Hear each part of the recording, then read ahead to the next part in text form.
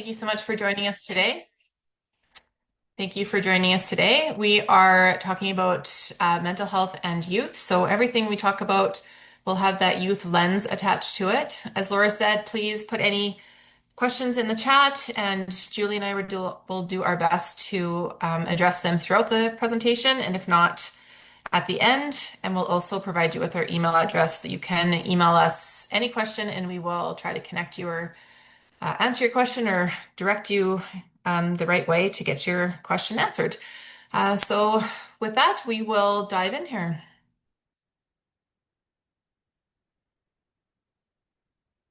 So we just want to go over our purpose today, and really we want you to feel more comfortable having conversations with the young people in your lives around mental health. Feel more comfortable in the topic yourself so you can have that confidence, in your daily life when you're having conversations and just a general understanding. We will cover many of the kind of most prevalent or most common mental health disorders that we see in youth as we go through today.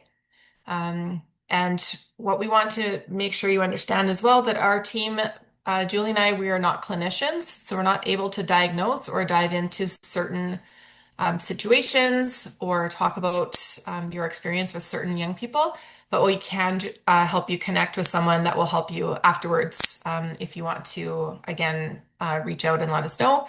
But we won't be able to kind of give you information specifically on a young person today.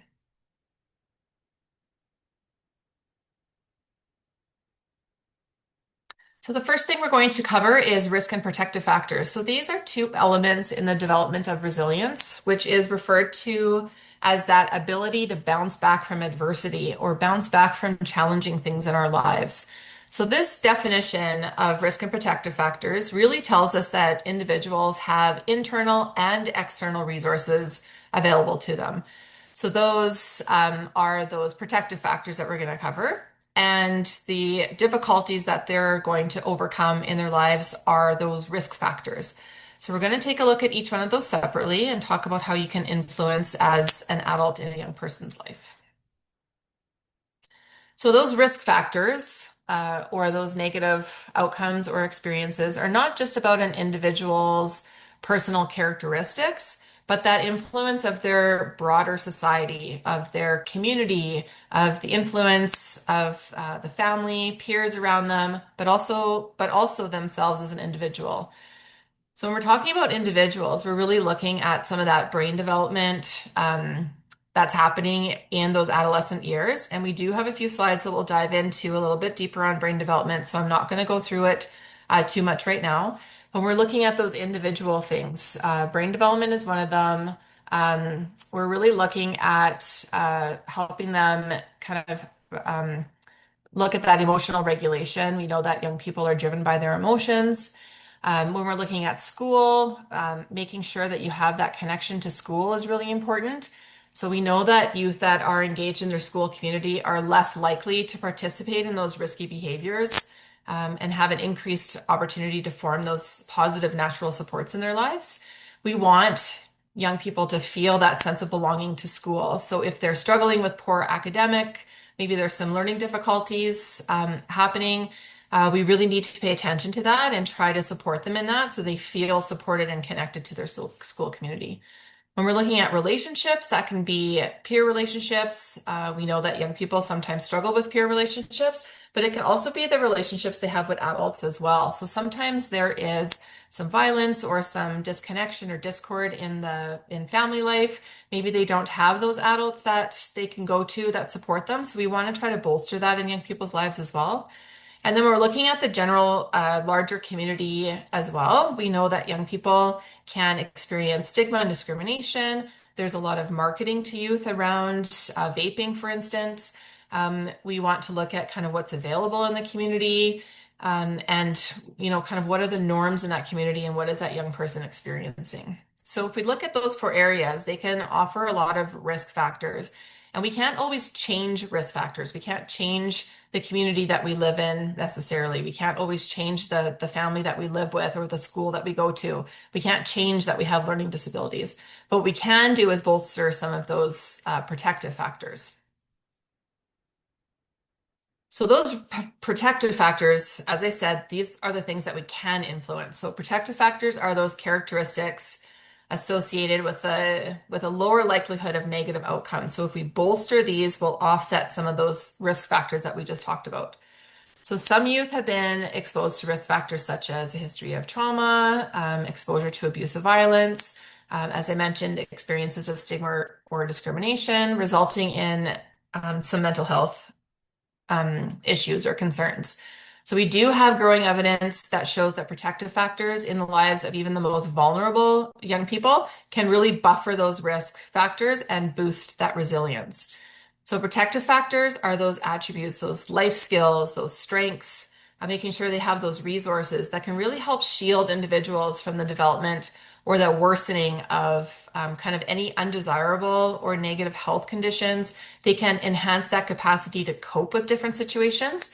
One of those examples that we can share is we know that adequate sleep is really important in a young person's life, and it can protect someone against symptoms of mood disorders such as anxiety and depression. And we'll talk a bit more about that when we go into those areas. So we can influence the areas that are on the screen, and we can do this by participating in community. We can teach our young people those coping skills. We can look at emotional regulation. We can have boundaries with them and help them learn how to set boundaries themselves. And we can really help create that sense of belonging. And those are just a few to mention that we can, when we're paying attention to these protective factors to help young people. So I challenge you to take a look at this. Think about anything that you can kind of comes off the top of your head that you can start implementing tonight or the next time you see the young person in your life. So what are some of those protective factors that you can help bolster in that young person's life? We're going to move on to this wheel called Major Life Areas. This is one of those tools that, or conversation starters that Julie and I really like that we used quite a bit when we worked in the treatment services with young people. And both of us, I know I can speak for Julie as well, both of us use this in conversations with our own teens and other teens in our lives as well. So when we're looking at this wheel, we all have these areas of life in our we all have these areas in our life. So we're trying our best to kind of make this a balanced wheel because we know that if it's kind of like tight and circular like this, that we're going to roll through life. We're going to roll through those challenges and it's going to be, pretty smooth, right? But if any of these areas kind of like in like one of those pies kind of pop out that there's a struggle with those, then that wheel's going to be a pretty bumpy ride when we're kind of rolling through life, right? What I like about this is that it offers a different way to have a conversation with young people. So if you're concerned about something that's happening in their lives, instead of bringing up that specific topic, like I'm really worried about how sad you are lately, you can look at these areas that have been affected by that and bring it up that way. So you can say, I've noticed that your schoolwork is slipping. You used to really enjoy English, and now you're not really interested as much anymore. Um, your leisure activities are changing, your peers are changing. We're not having as much kind of family time or quality family time or the same type of family time as we used to. And so we want to pay attention to these areas and kind of ask what's going on or if there's, something that's concerning them, that fits with those and kind of bring up the subject that way instead of diving into specifically what you're seeing, because that might, bring up some defensiveness or an unwillingness to have those conversations. So having these is really just, we want, life to be able to kind of move smoothly for you. And so let's pay attention to those areas that are kind of popping out and making this wheel a little bit bumpy when it's going through. So we're looking at that legal area. Sometimes we just want to be clear on what we're talking about there. So this isn't just about, following laws, but it's really about respecting rules, boundaries, responsibilities that a young person might have. So making sure that they're attending school regularly, they're not taking money without permission, they're following curfew and kind of school policies, family rules, those kind of things are happening. So we kind of put all of that in that pie of legal just to make it, make sense and kind of have that topic in there. So it's definitely not a one size fits all formula. There's no exact formula when it comes to kind of problematic things or kind of how to have those conversations. But we just wanted to offer this wheel as one of those tools that you might kind of put in your back pocket and bring out when you need to have a hard conversation and approach it, looking at these different areas instead of, the actual concern, head on. So just a few statistics for you that we want to cover, which is just to highlight why a presentation or why, kind of signing in today and learning these things is really important. We know that 1 in 5 Canadian youth will experience a mental illness, and we know that suicide is the second leading cause of death for youth ages 15 to 24. So when we're looking at the importance of talking about this, having conversations with the young people in our lives, really being aware of what's going on, we know that there are significant concerns in our country. And so I applaud you all for attending today and, taking the initiative to learn some of this so you can have those conversations with the young people in your lives.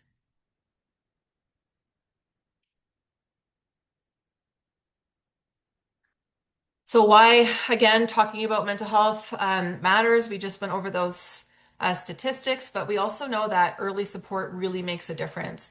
So most adult illnesses begin before the age of 18. And so that early recognition of changes in mood and sleep, social patterns, what that young person is kind of presenting is really important for us to kind of see and then take necessary steps to support that person. So a student's or a young person's distress can really affect school or classmates, kind of their peers around them, any routines that they're experiencing, leisure activities, all of that kind of stuff. So we really want to give you, information that you can respond calmly, you can kind of model your own coping with things, and really look at creating that supportive environment around a young person. We also know that talking openly reduces stigma. So if someone is feeling shame or fear around mental health or kind of it's uncomfortable to talk about, we know that the more open conversations we have, people will feel understood, supported, and really less alone if they're, having those people in their lives care about them and show that they care and kind of make it more normal conversations. We do know that language can be kind of confusing. So when we're looking at, government documents or academic papers or different presentations you attend, there's lots of different language that's thrown around when we're talking about mental illness or mental disorders or mental health. And so we just threw a few up on the board there that you might hear, but really we're going to focus on, giving you language that makes sense, helping you understand how to talk about things and again, creating that comfort for you when having those conversations in the future. So we also know that the words we choose to use have power behind them. So we want to, make sure that we're using clear and respectful language, accurate language, and really describing things appropriately and understanding that the language that we use can impact not only the person that you're concerned about, but people around them as well. We also know that culture shapes the way we talk about mental health as well. So not all cultures have direct words for mental health or mental illness or mental disorders. So some communities, emotional distress might be described through those physical symptoms like headaches and tiredness, instead of being able to kind of put, different words to them that other folks might be more familiar with. There's also a view mental, we can Others might view mental health through the lens of, spirituality or spiritual balance, family harmony, social belonging, instead of using those medical terms. So that doesn't mean that cultures don't value mental health. It's just a different way to express it and different ways to explain it. But what we really want to do with this presentation is to create that curiosity, understand the compassion, and have some cultural respect for this topic as well. So we're going to walk through this pyramid, which shows different mental states because it can be confusing between having mental health and a mental illness or mental disorder. So using this clear language, as I've mentioned, really helps us describe what someone is actually experiencing, whether that's, normal stress, which we'll talk more about, mental health problem, or a diagnosed mental illness. So you'll notice that the base of the pyramid is larger than the top. And this is because more people experience everyday mental states near the bottom, and fewer people experience those more serious conditions as we get to the top of the pyramid. So exploring each layer here, starting at the bottom, we have that no distress, no problem or disorder. And so lots of times we'll find ourselves, doing just fine. We might still have daily stressors like traffic, or chores or deadlines or presentations we need to facilitate, but overall we're feeling pretty balanced and able to manage on a day-to-day basis. These are the times that we can like relax and laugh with our friends and kind of really enjoy life without feeling weighted down. That next level up is mental distress. And so, this level represents kind of normal everyday stress that we might experience, like getting stuck in traffic, running late, arguing with a friend, having a deadline at work or an exam or a school assignment that's due. So this mental distress is really a part of being human. It's a signal from the brain that we need to adapt, we need to solve a problem, or we need to maybe make a change. So when we respond to that signal, the stress usually goes away and we're left with a new coping skill or resilience. So if I, lose my Wi-Fi during an online meeting, which has happened before to Julie and I presenting, we might, kind of feel frustrated or panicky at the moment. But once it's fixed or we jump in for each other, we kind of we feel relieved and we handled it, we solved the problem, and we moved on. So mental distress is really necessary for growth. It helps the young people kind of build those problem solving skills, work at that emotional strength. Um, and so we want to maybe through this presentation is explore those strategies of managing not only our own stress, but being able to help the youth in our lives manage theirs as well. When we look at that next level up, that mental health problem, sometimes these stressors in our lives can be bigger or longer lasting than, that mental distress level. And our usual coping strategies might not be enough to help us through that. So this could be something like losing a loved one, moving to a new country, losing a job, um, having different experiences that are kind of overwhelming.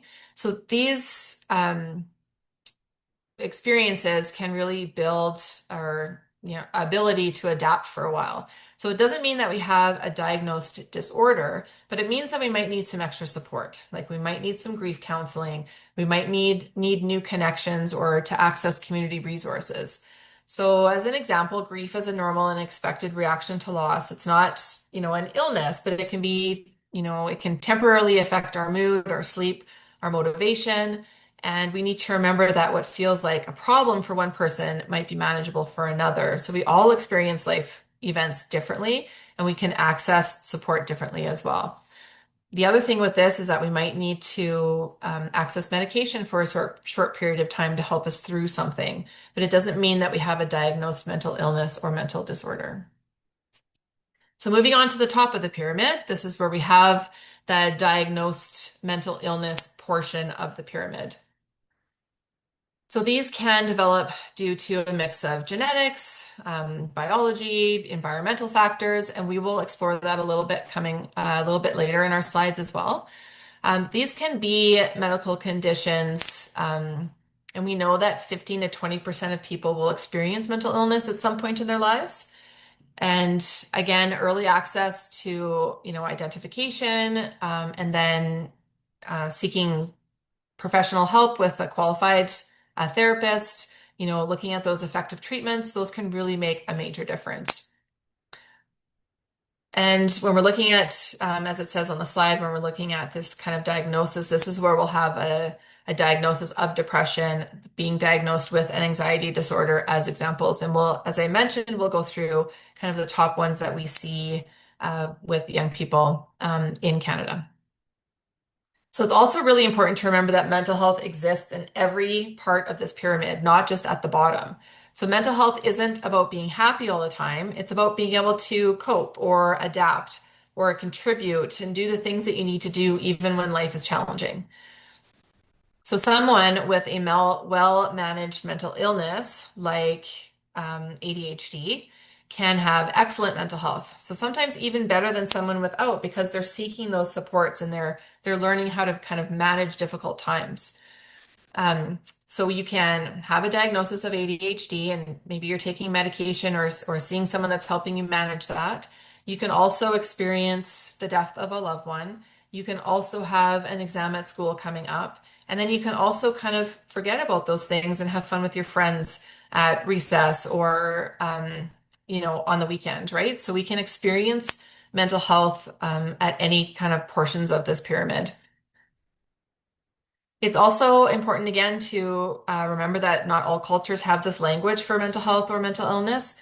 So we need to make sure that we're making sure that we really understand what we're talking about and that we can explain it to someone who maybe doesn't have this wording or this language for them to kind of understand immediately. So with all that, looking at that pyramid, we really want to say that you know the young person in your life best. If something looks off, we really want to look, listen, and describe what we see. So our observations can really make a big difference in getting this young person support early. And those early signs really matter, right? So research does tell us that getting help early can reduce or delay symptoms. It can prevent hospitalizations. It can improve long-term outcomes. And even those small changes or those red flags are worth paying attention to. So if we think back to that major life area wheel, if something seems a little bit off, it's really important for us to kind of look at what's happening, um, what things stand out for us, making sure that we're making note of that or even writing things down. We want to listen to what the young person's saying. If we're hearing things maybe in the community, we're, having conversations or from teachers or other adults in the person's life. And we really want to describe those. So we don't want to use diagnosis language. So we don't want to say, I think my daughter has depression. I want to say, I've noticed that my daughter seems really sad lately. She has a hard time getting out of bed. She's not really motivated to go to school. She's not interested in playing with her friends. She used to love going to dance and she doesn't really love it anymore. So I'm going to describe that so I can explain it when things go to the next step and we need to access a therapist or some sort of program to support the young person in my life. So we did mention that it's important to kind of understand so we can get on top of things and anything that's kind of noteworthy that we're, offering support and accessing support for a young person. We know that 70% of all disorders happen before the age of 18. So you can see that kind of block there and kind of, as I mentioned, some of the more common ones that we see young people struggle with. Some of those start quite early, before the age of 5, but mostly we're seeing some sort of symptoms or kind of those red flags before this black window here on the screen. And so it's really important, again, to be aware of those major life areas and to jot down anything that we're seeing so we can access support.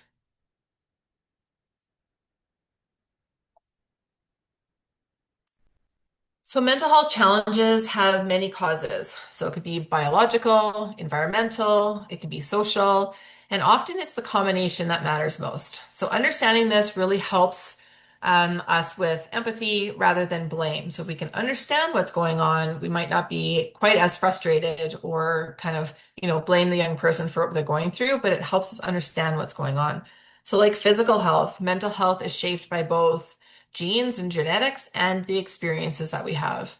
So there are sensitive periods in development. And again, we'll go through brain development in the next few slides here. But there are certain stages like before birth, early childhood, adolescence, where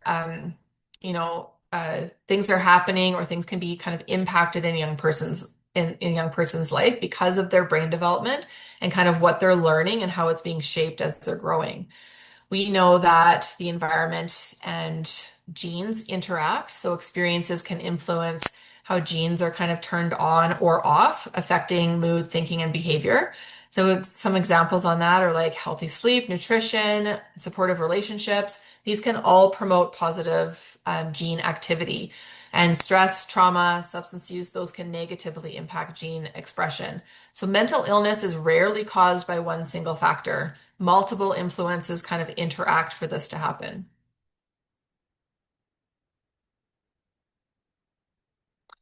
So as I mentioned, we'll go into brain development. Julie and I are not doctors, so we're not going to dive deep on this, but there are a few things that I think or we think help if you have a young person in your life to kind of understand what's going on with their brain development. That it helps things make a little bit more sense sometimes. So we do know that our brains continue to grow and change through childhood into our late 20s, even up to 30 years old. Adolescence is a major time for that brain development and growth change. So the longer development actually happens, longer than we once thought, and often longer in males and females. And the brain is constantly reshaping based on life experiences and that environment that the young person's growing up with. So again, it's kind of that two-way relationship, right, between the brain and the environment, and they influence each other. So a child's brain grows rapidly in those early years. By around age 6, it's about 90 to 95% of the adult size, but size doesn't equal maturity. So the brain still needs years of remodeling, building new connections, kind of pruning out old connections that they're not using, before it functions like an adult brain. So this remodeling can continue into mid-20s, shaped by those experiences, by what they're learning, also influenced by puberty.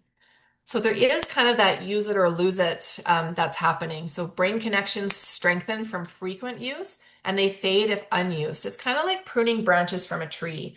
Those experiences, habits, and relationships really shape which connections will last. We know that the brain develops from the back to the front. So the back of the brain is where if you think of a toddler and that movement, vision, coordination, kind of learning how to walk and run and jump and all those kind of things happen first because that's that part of the brain that develops first at the back. And then the front is that prefrontal cortex. And so this is where that planning and problem solving, decision making, judgment, reasoning come into play.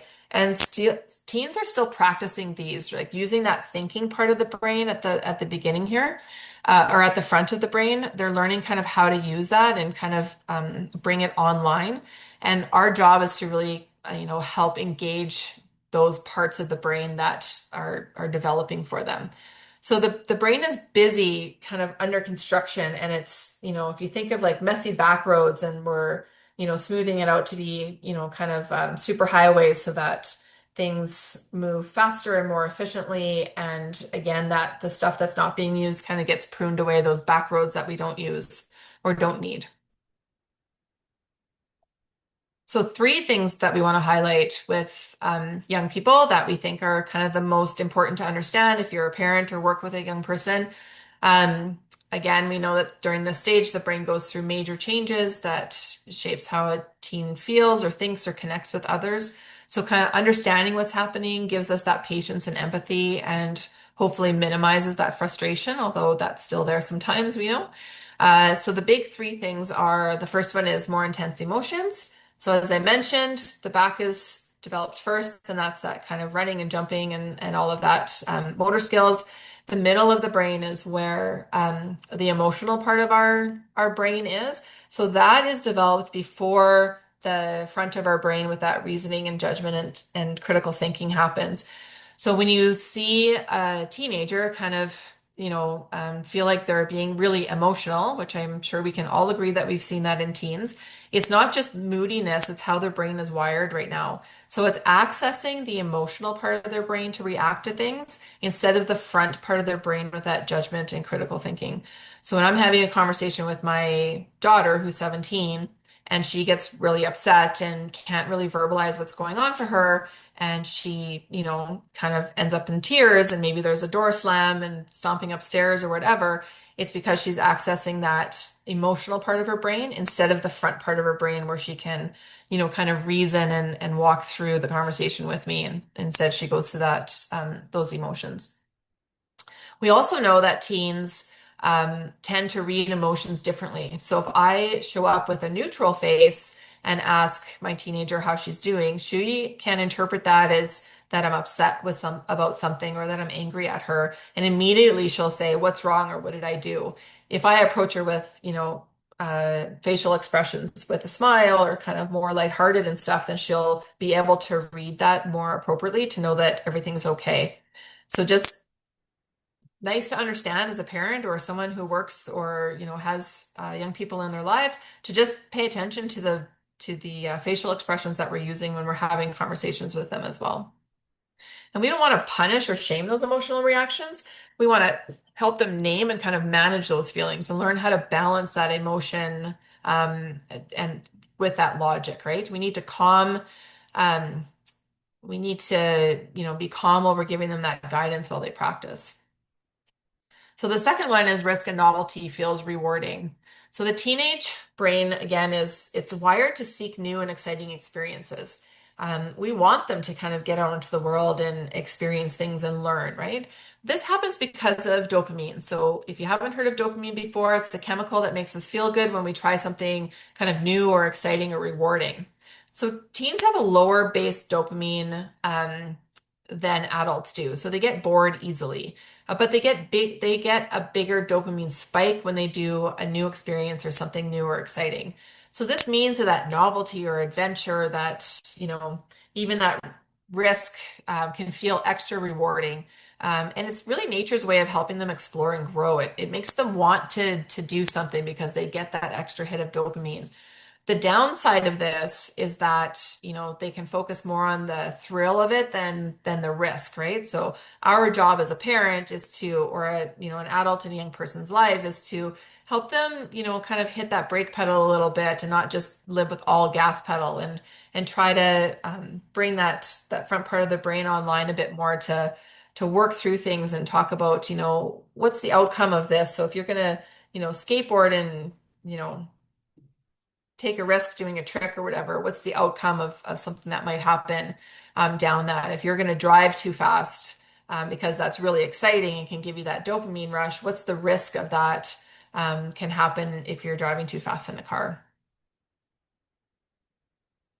The third one is that peer pressure and connection. So as teens grow, they naturally are looking to their friends for that connection and approval. So a lot of times when we hear peer pressure, we think negative, but here peer pressure can be positive as well. And so it's our job as the adults in their lives to help them kind of learn from that and differentiate what is supportive or helpful in their life or what is, maybe impacting them in a more negative way. But we want them to kind of explore and grow in that area as well. So one of the ways I look at this that I like to explain it is, when we're parents of young people, if I look at my kids when they were younger, I really managed their lives. I took care of all of the things. I booked the appointments. I made sure they went to school. I made sure they ate. I made sure they got to bed on time. They brushed their teeth, all of that kind of stuff. As they grow up and enter into those teenage years, that becomes less and less. And my job shifts from being a manager to more of a consultant. So, we're having different conversations with them. But with that as well, teens are noticing that their friends or other adults in their lives also have opinions and ideas about things. So they grew up and, my kids grew up in, our family with our values and that, I taught them the way that, I think about certain things. But as they become their, more individual and older, it's their job to explore and find more information and kind of see what they like about it and then create their own values and morals as they're growing. And so our job as a parent is to help them connect with, those healthy friendships, build those strong social skills. We know that teens who feel supported at home are less likely to take harmful risks and they're more likely to come and have conversations with you or seek help when something goes wrong or sideways. And I think it's my time to pass it over to Julie when we go Yeah, into talking about absolutely. stress. Okay, thank you for that. We just have one more little section before we get into talking about mental disorders. And so it's just really important for us to understand the concept of stress. And in our day and age, we tend to use this word a lot. And it's kind of painted as a negative thing in that we're always trying to get rid of stress, rid our lives of stress. But we need to realize that not all stress is bad. So there is types of stress, and we'll kind of get into that a little bit, that we don't want to linger around a lot. But really, we also need stress to help us grow and adapt, and so do kids. And so we'll go into this next slide here. There's some types of stress. And these are some types of stress. So there's positive stress, tolerable stress, and toxic stress. And individuals can have any one of these. And so positive stress is a kind of stress that helps us learn how to adapt and grow. It helps us build resiliency when we're faced with future stressors. And so stressors are those things that happen in our lives that cause us stress. So maybe it's my car not starting in the morning, or I don't know, going out this morning and seeing all the ice on my car and realizing I didn't bank enough time to get to work, that type of thing. And so I can kind of rally from that. Maybe I'll learn that I need to get up earlier, not sleep in as long. And so this is a way of explaining to our kids that there's things that they can do. Maybe it's showing up to a test or a presentation, and that's not always a negative thing to experience that kind of stress. And if they can push through it and adapt and cope, it'll build some future life skills or resilience. The next is tolerable stress, and this is something that can happen across our lifetime. It may feel super intense, and it might create a sense that coping is not possible, and we might need to get some extra support. But this type of stress is not likely to leave long-lasting damage or of negative effects on us. Tolerable stress can maybe be similar to something that Tally was speaking about earlier, but maybe like a death of a loved one or passing of a pet. It's something that is not great, but we can, with coping strategies, with the help of others, it's tolerable. We can manage it. And then there's toxic stress, and toxic stress is prolonged and extreme and can result in complex outcomes for adults and kids. And so this might be young people who might witness physical or sexual abuse for long periods of time, or chronic neglect, maybe experiencing violence in the community or in the home that they're living. So that's just a really good understanding that there's all different types of stress, and not to label every all stress as bad stress. And so there is a place where we function best, and our bodies and brains, even as adults, we need the right level of arousal. And arousal mean the right level of stress. We need this right level to perform at our best. And so if we eliminate all stress from our kids' lives, they can kind of, or there's the flip side of that. We can eliminate it and reduce it so much that they don't have coping strategies, or they can live in a heightened state of stress all the time. And so we really want to kind of keep kids and ourselves as adults in where that little thumbs up is. And really, the idea is, for example, my daughter played in a city championship soccer tournament this weekend, and she had a stomach ache. She was feeling anxious.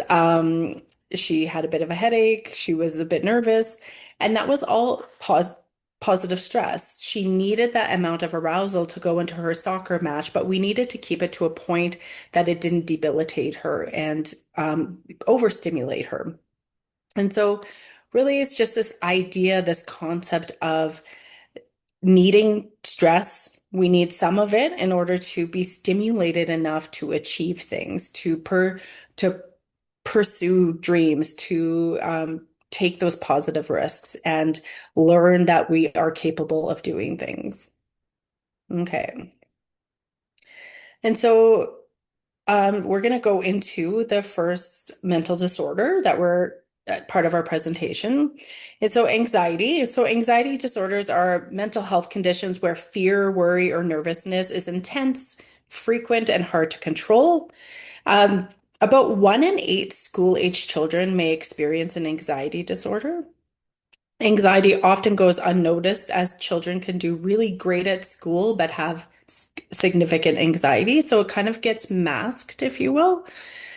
Generalized anxiety disorder is a type of anxiety, and that is the most common, and it affects about 9% of people. And women are actually twice as likely as men to have generalized anxiety disorder. Some other types of anxiety disorders are social anxiety disorder, and that's just this intense fear of social situations or people judging them. Separation anxiety disorder, which is the fear of being away from a loved one. This is more common in children. Panic disorder, which is sudden and repeated panic attacks with intense fear or and physical symptoms related to that. Specific phobias, which is extreme fear of specific objects or situations, for example, throwing up or heights, or spiders. Selective mutism is another form of an anxiety disorder, which presents as difficulty speaking in certain social situations, despite maybe speaking normally at home, for example. And so anxiety, will just really need to get this part in our head is that anxiety becomes a problem when it lasts longer and feels more intense than usual. And that's why we set a baseline of what a typical teen is going through. And so, and we can even think about like typical child development. So if this anxiety seems to be pushing through normal limits, then that might spark our curiosity to get a little bit more investigative. Anxiety becomes a problem when it interferes with our day to day. So, for example, children, it might be for school or sports or extracurricular activities. For adults, it might be work, and social life. And it also, when it leads to avoiding those daily activities. So, that might be daily activities as far as our day-to-day responsibilities, but it also might be things like appointments, even things in the home so maybe it's chores, maybe it's certain things. But the good news is that anxiety is highly treatable, and there's lots of research around how to treat it. So, how does it actually work in our body? So, anxiety is our body's alarm system, and it alerts us of possible danger and helps us to prepare or to respond. And so, if you have a look at this picture here, anxiety can trigger this fight, flight, or freeze response. And our survival system, so this lives in our brain, we automatically perceive the world as safe, threats, something to be worried about, etc. And we perceive these through our thoughts, our body, and our behavior. So, for example, I walk my dog a lot and I don't love coyotes. And so often, if I live near Beaumont Natural Park, and there's lots of coyotes. So my thoughts often is if I see a coyote, is how far away is it from us? That's my thought. My body, my heart starts to race, my muscles might tense. I become hyper alert of where that coyote is. And then action. So typically, I don't freeze. I'm not a freezer, but some people might stay still and just hope that that coyote doesn't see them. You might flight, you might run or get yourself out of the situation, or you might fight. So you might throw some things. You're supposed to make really loud noises, I've heard with coyotes to scare them off. So those are the fight, flight, or freeze. And so that's how healthy signaling works in everybody's brains. It should work. We see something, we perceive it. Our mind decides if it's a real threat or not. We decide what to do, and it turns into an action.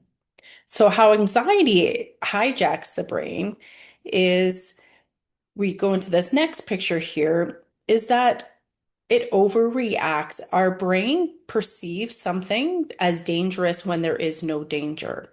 Our nervous system overreacts. So we might see, I'm just trying to think of something. We might see a fire truck driving home from soccer practice, for example, with the lights going.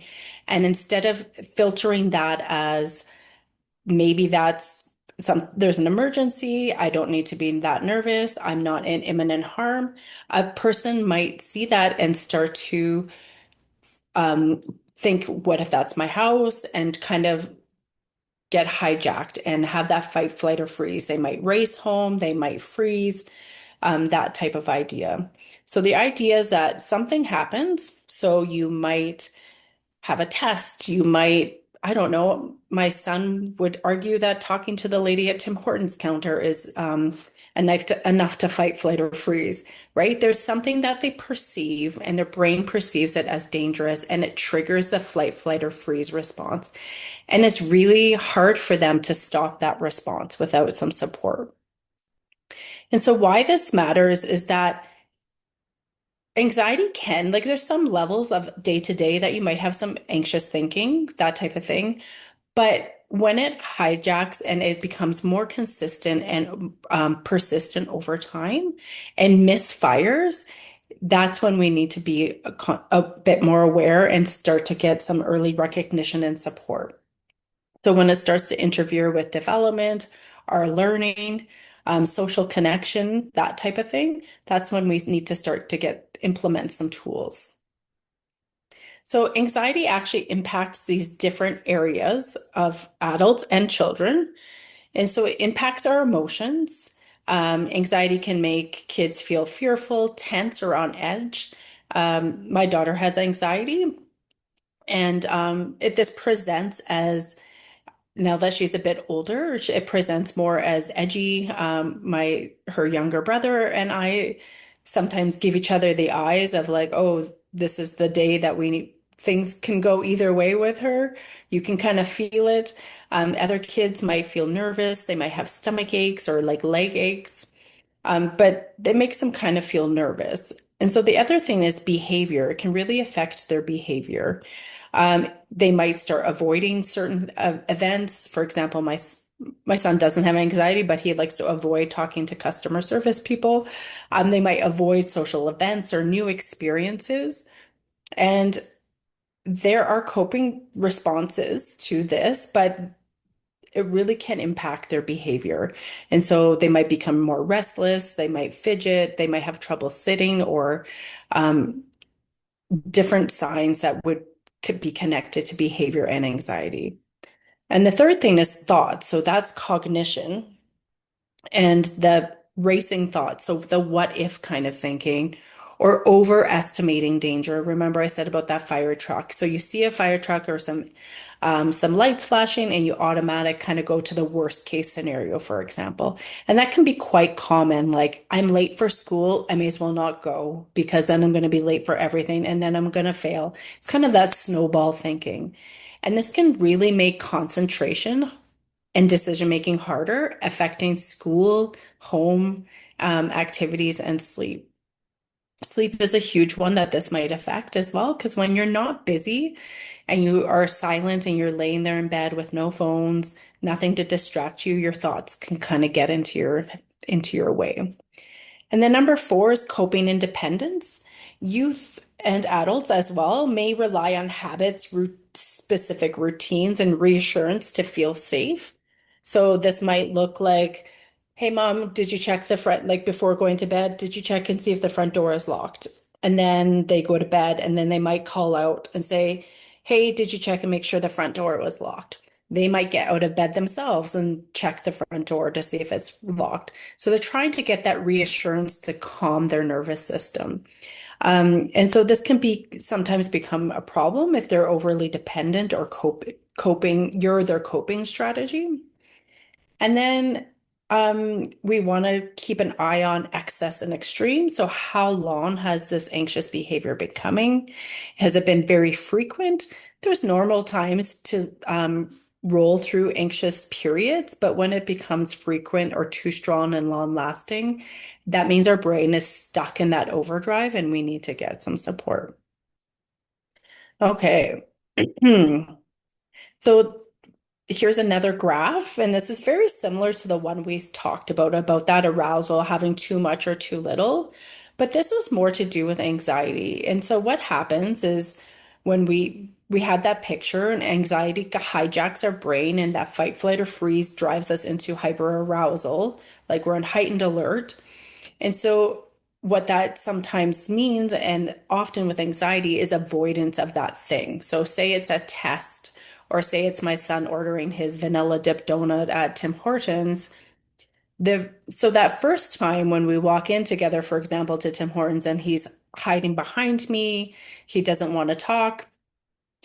If I would say, hey, I'm not going to use his name. I'm going to use, hey, Ari, you don't need to order today. Mom will order for you. Don't worry about it.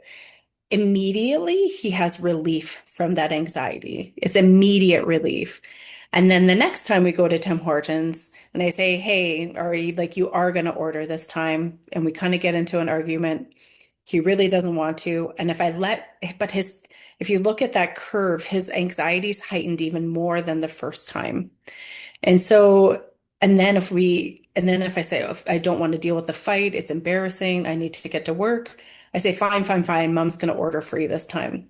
And again, that immediate relief from avoiding the situation. So by the time you get to that third curve, their anxiety is so high compared to the first time because they've experienced that relief and avoided it and haven't kind of developed some of those coping strategies. Where if you look at that bottom curve, and had I supported Ari the first time in ordering, maybe it's saying half of the sentence and he says part of it, the release, he will get relief and it may be a little bit afterwards, but he'll also develop some coping strategies and his anxiety won't be high the next time he does it. I'm not saying it's not going to be there, but it's lessened. And so it's kind of this idea that when we're anxious, we want to avoid the thing that triggers that, right? That's totally normal. We want to feel good in our bodies, but that avoidance produces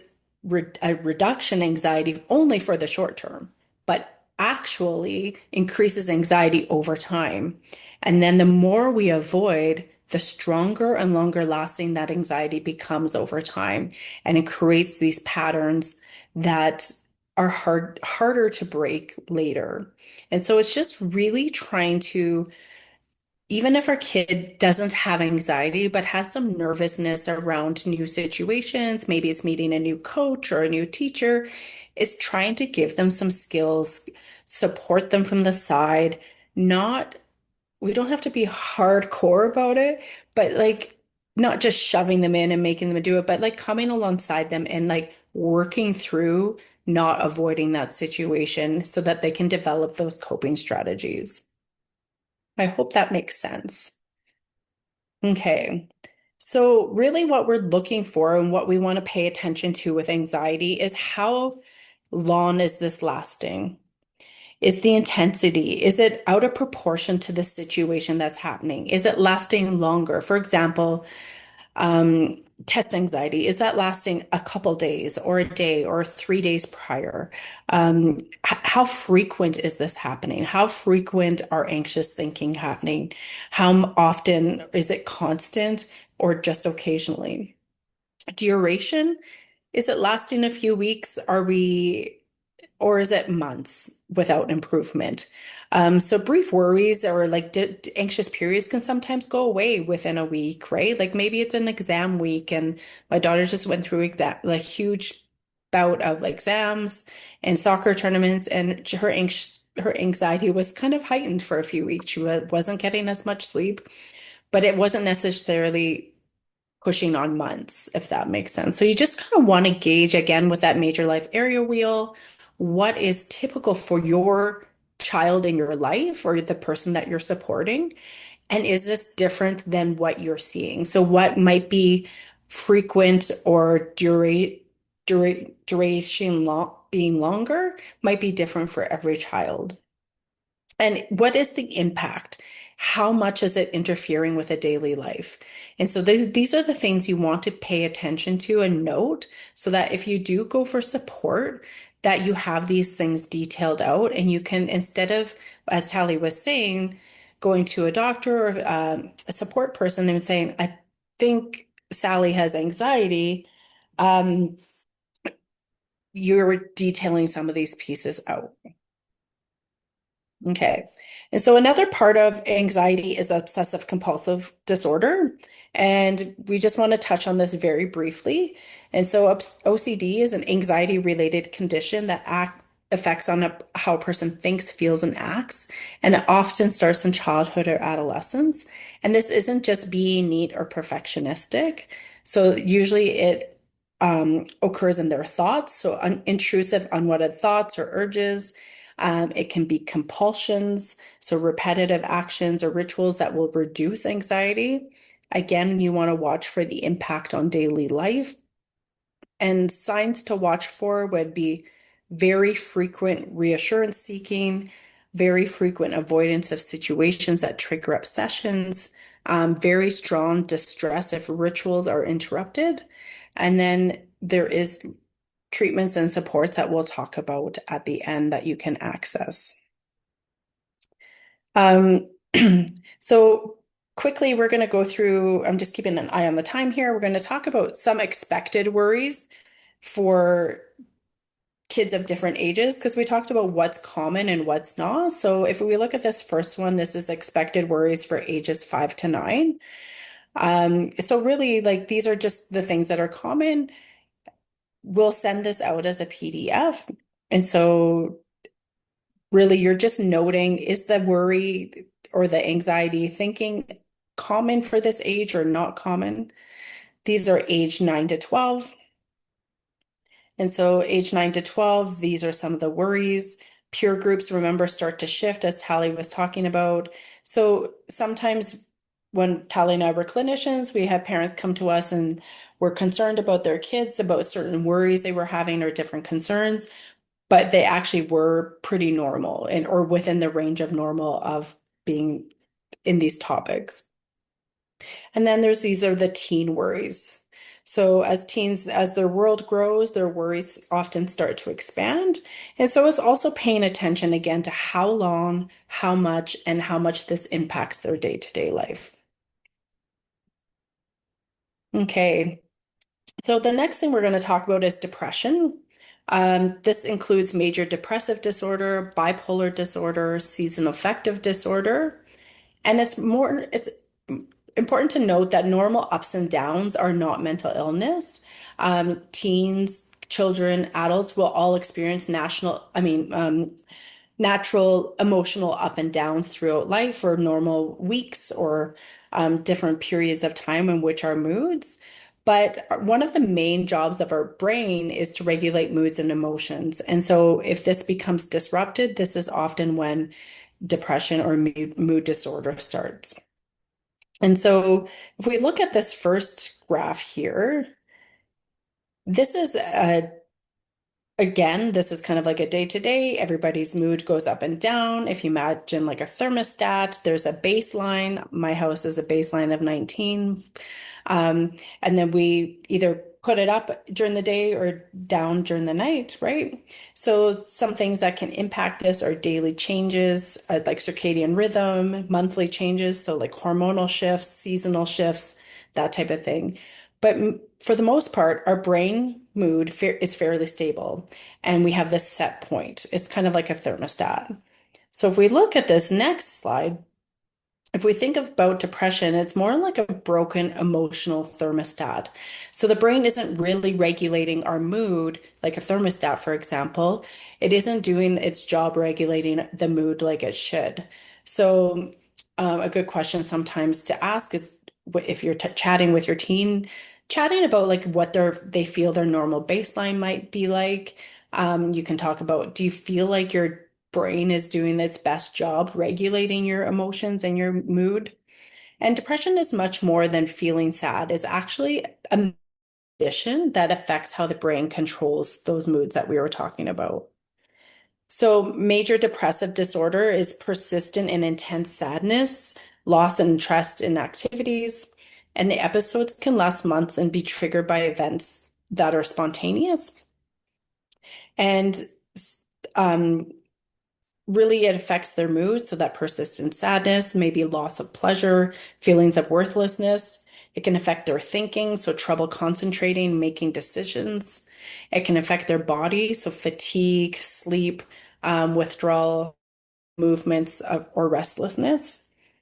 And then some other mood disorders as well are that persistent depressive disorder, bipolar disorder, and disruptive mood disorder. And so those are some other things that fall also under these P's.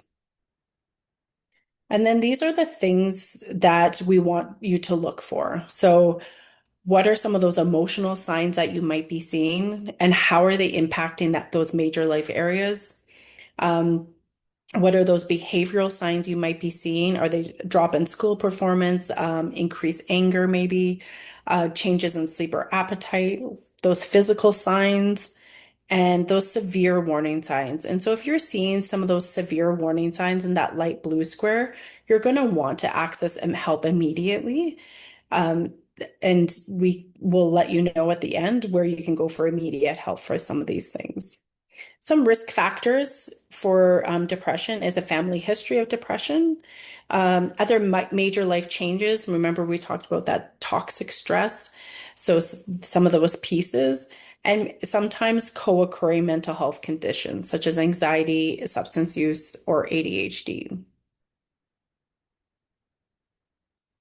Okay. And then we have understanding ADHD. And you have to remember we're squishing in like an entire semester's worth of university course into 1 hour and a half. So we're doing our best here and we'll make sure you get these notes. And so understanding ADHD, it's a very misleading label. It has a lot of negative stereotypes just in the name. So um, I don't like hyperactivity. Is being called a deficit and a disorder, but ADHD is not really laziness or bad behavior. It's actually a neurodevelopment condition that affects how the brain regulates attention, activity, and self-control. So ADHD could look like maybe trouble paying attention or staying focused. It could look like acting impulsively. It could look like withdrawing sometimes. Um, and so really what we want to get in our head is that the name is a bit misleading, and so be quick not to use that as a descriptive sometimes. I know we sometimes hear other people say, "Oh, I'm so ADHD today," or "I'm so this today." And that's not really doing a service to those individuals who are diagnosed with ADHD and have to manage that on a day to day. So, for example, 5 to 7% of Canadian children, that's about 1.8 million children, are diagnosed with ADHD. And understanding this because it affects all areas of life. So, social interactions, schools, and daily life. But with strategies and supports, children with ADHD um, really bring a lot to society in a different way. They see the world in a very different way than a lot of us. And so we can learn a lot from who they are. Again, it's a neurodevelopment condition. Um, Boys are 2 to 3 times more likely right now to be diagnosed. Girls in the past may have been overlooked. There's a lot of new research in girls and ADHD and how it presents a bit differently. 4% of adults have ADHD. There is that, if you remember that head from earlier, and we talked about what actually causes mental illness. We don't really know. It can be multiple things. But what we do know is that there is a bigger genetic component for ADHD as it often runs in families. And we know that stressful events, so for example, family conflict or inconsistent routines, can sometimes worsen ADHD symptoms. And so, and just one other thing is that ADHD often co-occurs in 20 to 30% of kids who have 20 to 30% of kids who have ADHD also typically have a learning disorder as well. And so um, those are just a few Coles notes on that. You'll notice on the picture here, there is the types of ADHD. So inattentive is typically presents as not hyper. They're just inattentive, have trouble focusing, etc. There's often a combined, so certain situations, they might be impulsive or hyper. Um, um, it affects the way their brain processes information. And then there is the far other one that is the hyper or impulsive piece, and so they just present a little bit differently, and that's where it's really great to access qualified professionals for a diagnosis. Okay, I think Tally, you're up. Thanks, Julie. So the next one we're going to shift into is understanding substance use. So substance use refers to chemicals or plants that can change how we think, feel, or act and perceive the world around us. So substance use comes up in our daily lives in many ways. There's prescriptions, there's recreational or traditional kind of cultural uses, and more. There are many kinds of substances and many reasons why someone might use them. So substance use in youth is often part of curiosity, social exploration, but for some it can lead to patterns that impact health, relationships, and development. Substance use disorder is a medical condition. It's not a moral failing. It happens when someone's use of alcohol, cannabis, or nicotine or other drugs cause significant impairment or distress. It involves changes in a brain structure and function, especially in those areas responsible for motivation, decision making, and impulse control. And it can develop gradually, so often starting with occasional use and increasing over time. We talked earlier about the brain, adolescent brain still developing, especially that prefrontal cortex, right, which regulates that judgment and risk taking. So we know that early use, so before the age of 15, this increases the likelihood of developing a substance use disorder later in life. So we really want to have conversations about delaying the onset of use or any kind of curiosity or experimentation with substances until later in use. The later, the better. On the slide that you can see is a continuum of use. And so this doesn't mean that someone's going to start at the beginning and go to the end. It just is showing us the different kind of stages of use that can happen. And, someone can increase their use, they can decrease their use. And we're also going to look at beneficial use as well. So of course we have no use, so that is somebody choosing not to use any substances, so tobacco use or alcohol or any kind of cannabis or any other drugs. We do want to acknowledge that there is beneficial use, and what we have on here, because we know that sometimes folks will take substances that or prescriptions that are not meant for them. So prescription drug use and following those directions is really important, but there is beneficial use to that. So medications or substances used under this medical guidance with prescriptions can really help for things like ADHD medication. There's asthma inhalers, other prescriptions that can be used to help us feel better or be able to kind of function better. And these are safe and supportive when we're using them properly as directed with the support of medical professional. So when we look at the lower risk use, that could be like that experimental or casual use. So occasionally using in social situations. So this is really kind of low use. It doesn't mean there's no risk. It just means that there's less risk. It can still lead to harm, but the chances of it kind of, if we think back to that those major life areas, it's not necessarily going to impact those major life areas significantly or continually or like frequently, right? If we're using every once in a while or kind of not overusing or binge using. When we move into that higher risk use, so this is when it will start to become harmful, it will start impacting a person and their major life areas. So we're going to see a shift in those areas. And this is where someone might start to think about using more often, maybe making some decisions that, that they change in their life in order to be able to use more frequently. Like, they're not playing on the sports team anymore and they're, kind of doing leisure activities because it's easier for them to use with their friends instead, shooting hoops, at the park instead, something like that. Um, this can start to impact, those other areas as well, like school, maybe, their grades or attendance, family life, that emotional health. Some of those things can start to stand out and percolate, and we need to pay attention to those. So that can be, we're looking at that higher risk use. And then for addiction, this is where the body or the mind really relies on that substance to function kind of normally. In order to kind of get up and get through the day, we need your body or your brain needs that substance in order to kind of, you know, go to school or go to work or function, have that get out of bed, that kind of stuff. And that harmful use or that high risk use and then addiction, this is where we really want to make sure that somebody is accessing that professional help. Because, this is when we need to start having those conversations about shifting that in order for their lives to kind of, those major life areas to shore up a little bit better and typically need to stop using.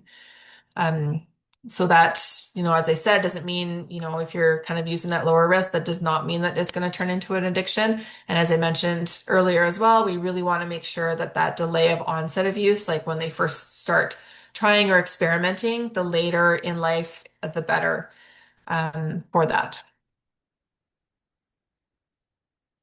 We do have just a few stats to go over that we wanted to share. So we get this from, it's called CSTADS, done by Health Canada. So it's the Canadian Student Tobacco, Alcohol and Drug Survey. The most recent stats are for 2022 and 2023.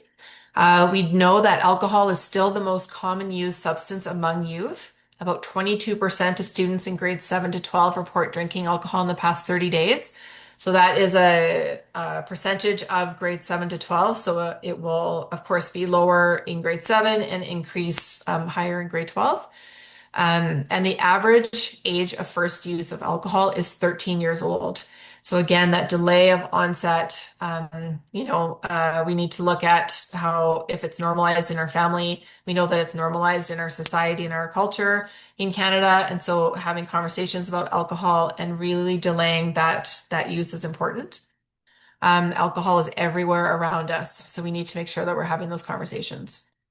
We know vaping or e-cigarettes has increased. It's now the second most common substance. About 15% reported vaping in the past 30 days. And the survey also shows us that most teens first try vaping around the age of 15. So nicotine exposure is definitely a key concern due to its effects on the developing brain. So please have conversations around vaping as well. We know that we want to have conversations around vaping, cigarettes, kind of any tobacco products before the age of 10. So it's never too early to kind of start having those conversations. Cannabis is the third most common. About 12% report using cannabis in the past 30 days. And again, this kind of increases sharply towards those higher senior high grades.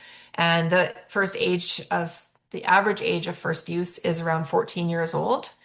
Canada is the country that has the highest youth use of cannabis in the world. Cigarettes are much lower than vaping now. We've done a really good job at, doing a lot of work around that over the past few decades. But we still need to have those conversations. So about 4% have reported smoking in the past 30 days. So again, this increases with grade, but remains far below those vaping levels, which is good. But vaping has definitely snuck in there, and we need to have those conversations.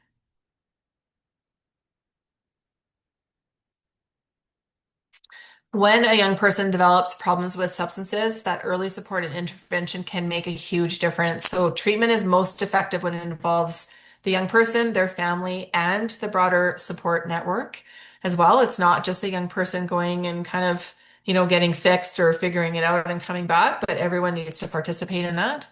There are key points to treatment and kind of what that can look like. So a health professional will evaluate the type, pattern, and impact of the substance use. There are counseling approaches that can be really helpful for substance use. And we're really looking at that skill building. So we want youth to learn that stress management, emotional regulation, social coping skills. So if you can remember back when we talked about those protective factors, these fit in those. And so if we pay attention to those, we're really helping minimize the risk of substance misuse for a young person. Again, we want that family involvement as well. And then we know that community and school supports, programs, mentoring, recreational activities, again, all fit into those protective factors that we know that we want to build those networks and to provide that positive engagement as well. So we want to make sure we're keeping those strong, those relationships strong, right? So that connection is foundation and that prevention and recovery. We want to be curious and not critical, ask open-minded questions. We want to make sure we're listening. We want to model healthy coping. So we need to look at if we're choosing to use alcohol as an example ourselves, what does that look like in our house? How are we talking about it? How are we role modeling that to the young people that can see us? And then there's also many places for young people and families to turn to for help in Calgary and area in our province. And we'll go over some of those at the end of the presentation.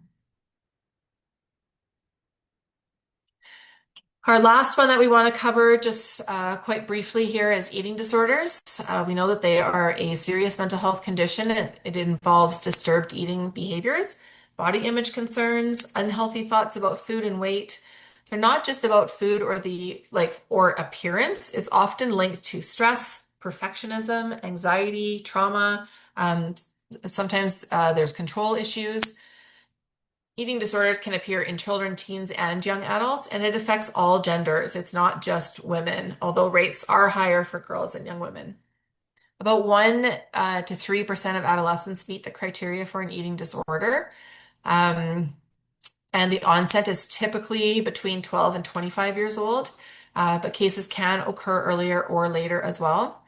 Boys for this are less frequently diagnosed, but male eating disorders are underrecognized. And this can look a little bit different, where it's more focus on working out or more focus on what they're eating and maybe counting macros or, looking at protein and stuff like that a bit more rigidly than maybe something that a female is doing.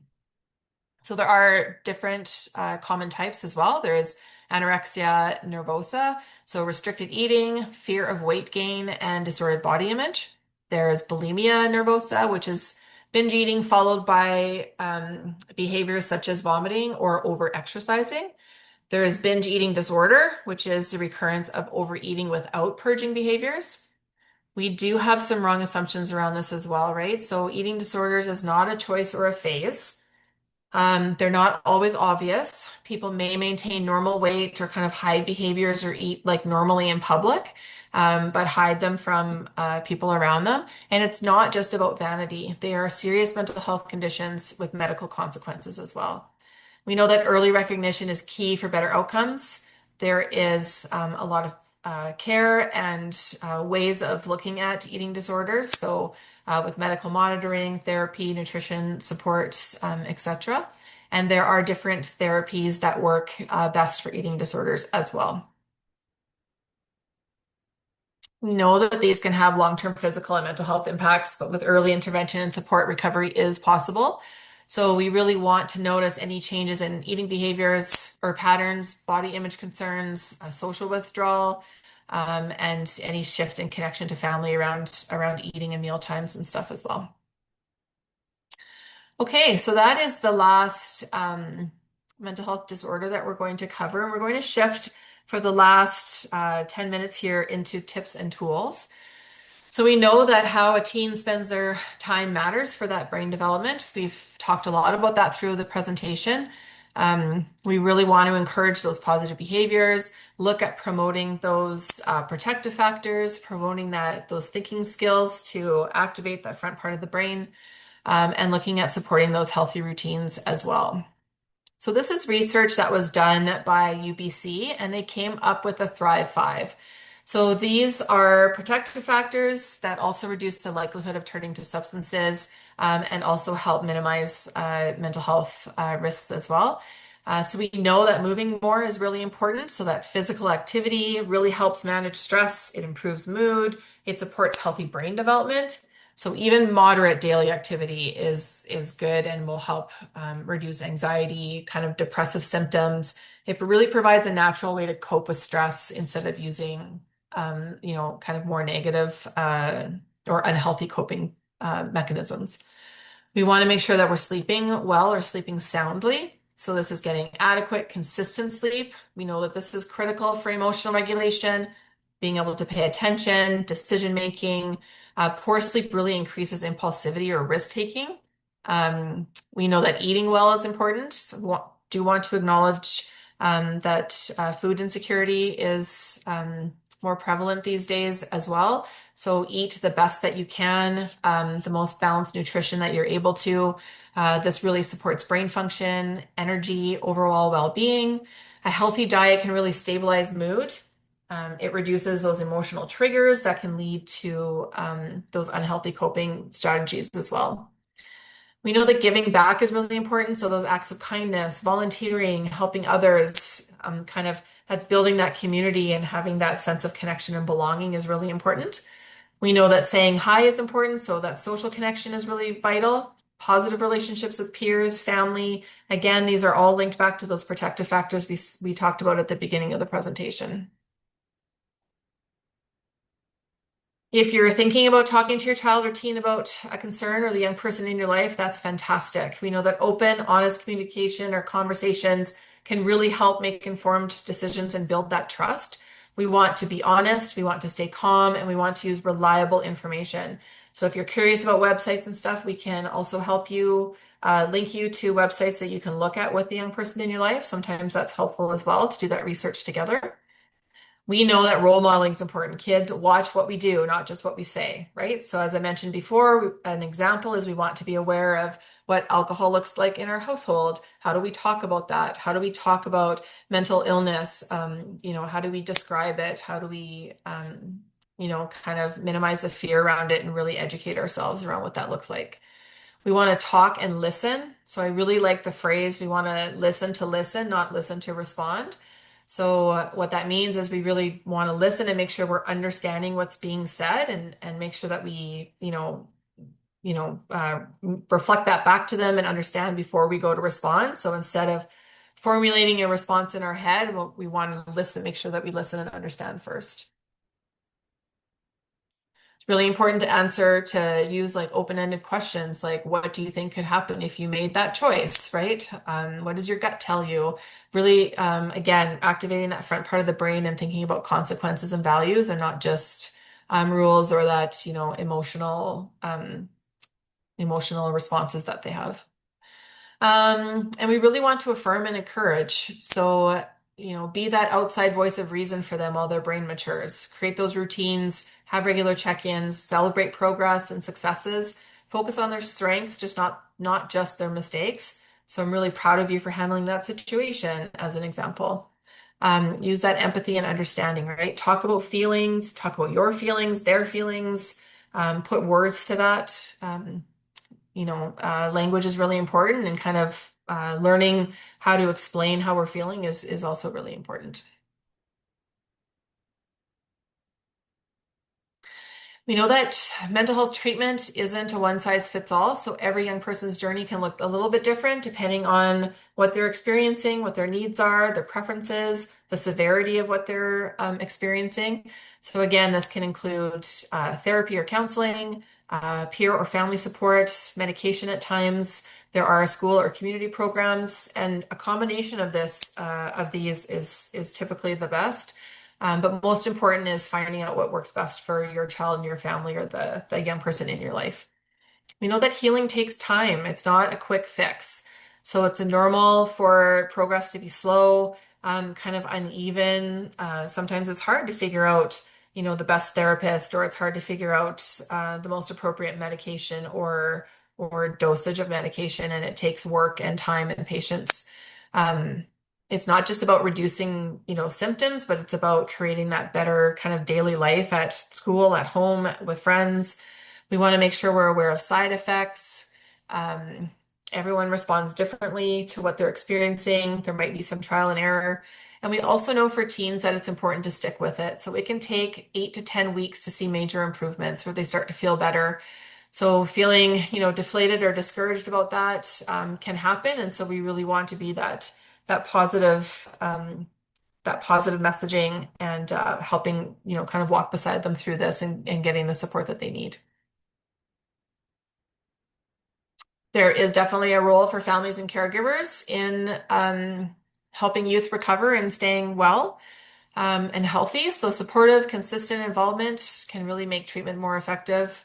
It's just being present, patient, and being involved makes a big difference. So, that open communication, again, being consistent, learning together, encouraging and not pressuring, tracking and communicate those the things that you're noticing and those changes, and taking care of yourself too. It is really important to do that. We can't show up for the people that are important to us if we're not taking care of ourselves as well. And just a few extras to go over for support. So these are kind of good points of access.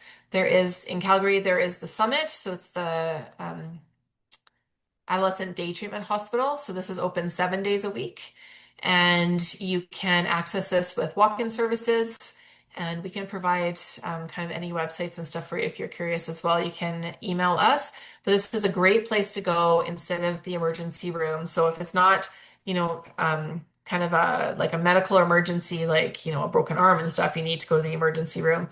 But you can go to the Summit if you're worried about the young person mentally being unwell and you're able to speak to a counselor quite quickly.